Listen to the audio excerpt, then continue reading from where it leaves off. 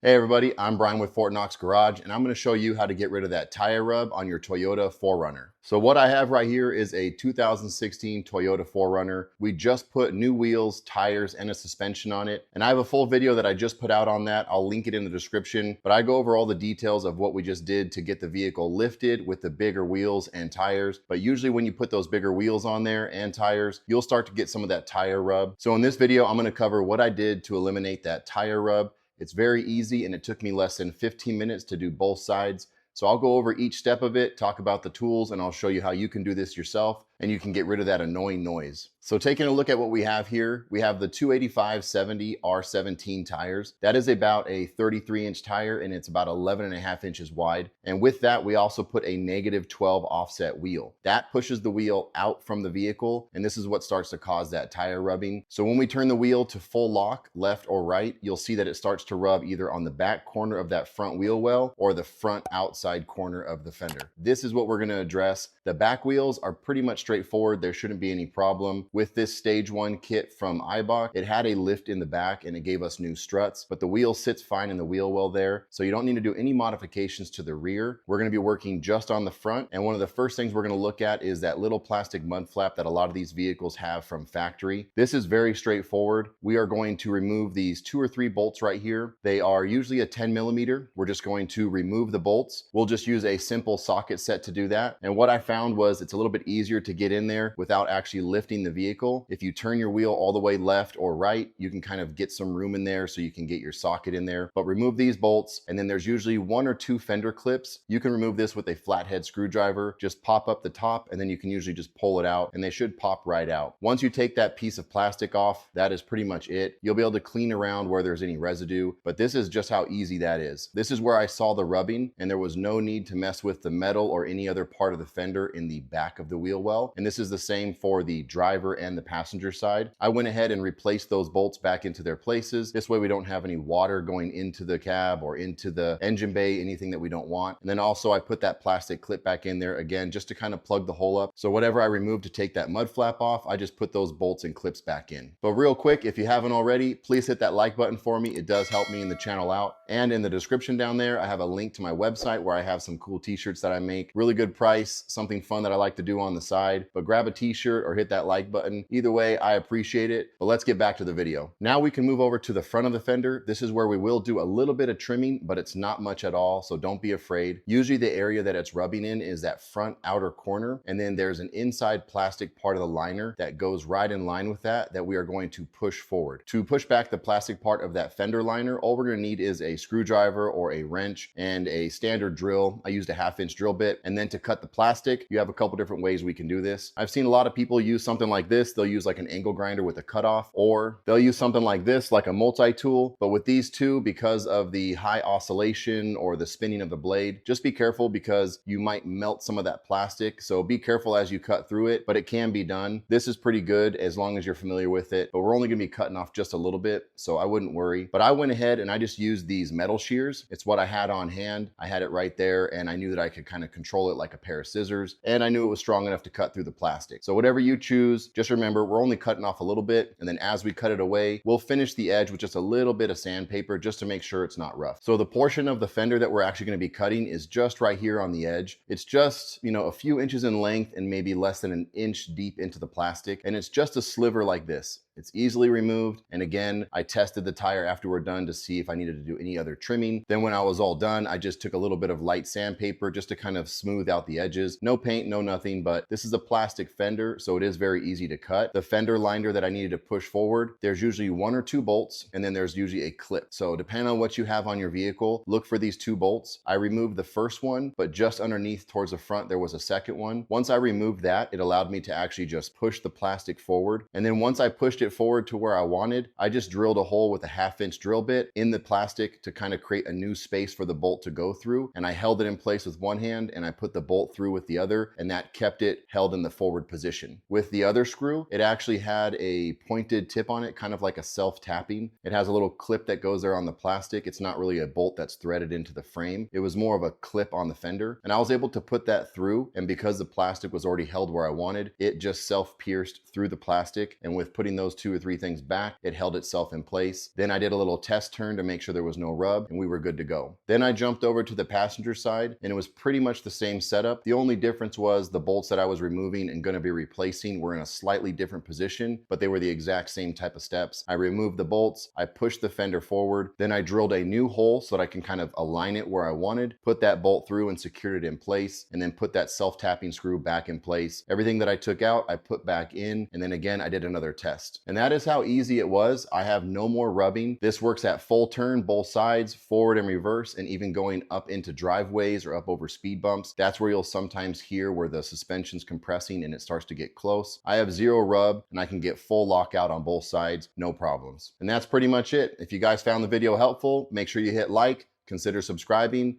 and I'll see you guys on the next build.